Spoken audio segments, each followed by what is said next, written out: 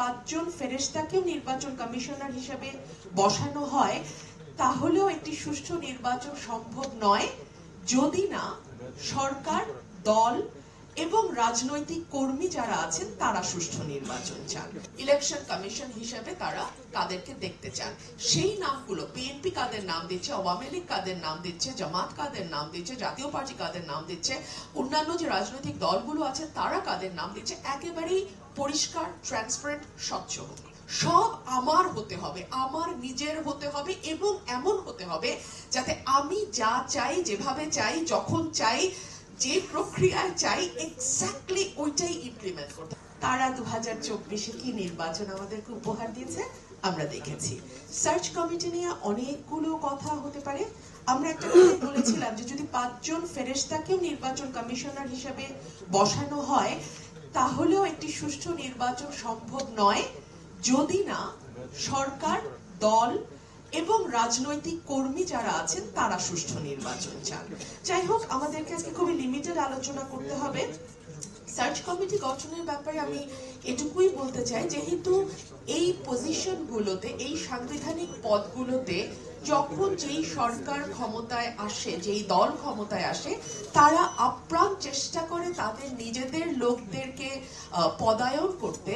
সুতরাং আমরা মনে হয় যদি আমরা ওপেন করে দেই সার্চ কমিটিটা, যে রাজনৈতিক দলগুলো নাম দেখ, তাদের মধ্যে কোন দল কাদেরকে নাম দিচ্ছে সেই নামগুলো পাবলিক করা হোক, সেগুলোর উপরে এই ধরনের গোল টেবিল আলোচনার আয়োজন করা হোক, তাদের পক্ষে বিপক্ষে বিতর্ক হোক, তারপরে সেখান থেকে নাম নিয়ে আমরা সার্চ কমিটি গঠন করব। সার্চ কমিটি গঠনের পরে আবারও আসছে যে ইলেকশন কমিশনার কারা হবেন, সার্চ কমিটি কাদেরকে ইলেকশন কমিশনার হিসেবে বসাবেন, সেখানেও আমি আবারও ফিরে যাব রাজনৈতিক দলগুলোর কাছে, বিকজ তারা সবচেয়ে বড় স্টেক হোল্ডার।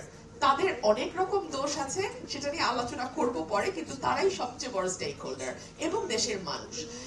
সুতরাং আবারও আমরা ফিরে যাব সেই রাজনৈতিক দলগুলোর কাছে, সেখান থেকে নাম আসুক। ইলেকশন কমিশন হিসেবে তারা কাদেরকে দেখতে চান, সেই নামগুলো বিএনপি কাদের নাম দিচ্ছে, আওয়ামী লীগ কাদের নাম দিচ্ছে, জামাত কাদের নাম দিচ্ছে, জাতীয় পার্টি কাদের নাম দিচ্ছে, অন্যান্য যে রাজনৈতিক দলগুলো আছে তারা কাদের নাম দিচ্ছে, একেবারেই পরিষ্কার, ট্রান্সপারেন্ট, স্বচ্ছ হোক। সেই নামগুলোর উপরে আবারও বিতর্ক হবে, আলোচনা হবে, তাদের ব্যাপারে পক্ষে বিপক্ষে মত যাবে, সেখান থেকে ঠিক হবে। সুতরাং আমরা যেন পরিষ্কার বুঝতে পারি যে কিভাবে একটা কমিশন গঠিত হলো। এখন পর্যন্ত কিন্তু আমরা অন্ধকারে, যখন নির্বাচন কমিশন আইনটি আসলো সেই সময় আমি সংসদে ছিলাম, অনেকগুলো কথা আমি আমার সংসদীয় স্ট্যান্ডিং কমিটিতে বলেছি, আমার ভাই শামীম হায়দার পাটোয়ারিও সেই সময় ছিলেন, অনেক আলোচনা হয়েছে, অনেকগুলো প্রস্তাব আমি সুনির্দিষ্ট প্রস্তাব স্ট্যান্ডিং কমিটিতে দিয়েছি, কোনো কিছুই শোনা হয়নি। এবং খুব ইন্টারেস্টিংলি দাড়ি কমা জাতীয় সংশোধনী দুটো নেওয়া হয়েছে এবং সেটা খুব বড় গলায় বলা হয়েছে যে আমরা বিরোধী দল থেকে সংশোধনী নিয়েছি।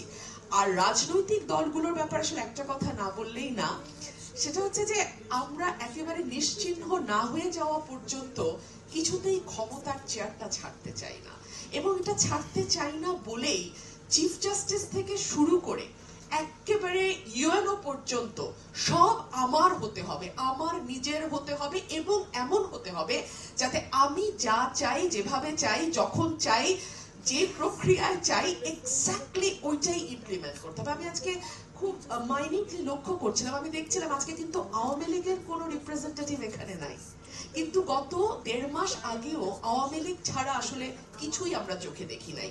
এটা কিন্তু একটা বড় শিক্ষা আমাদের জন্য। কিন্তু আনফরচুনেটলি আমাদের চেয়ারটাতেই সম্ভবত কোনো সমস্যা আছে, যে কারণে যাই হোক না কেন এই শিক্ষাটা আমরা আসলে কেউই নেই না।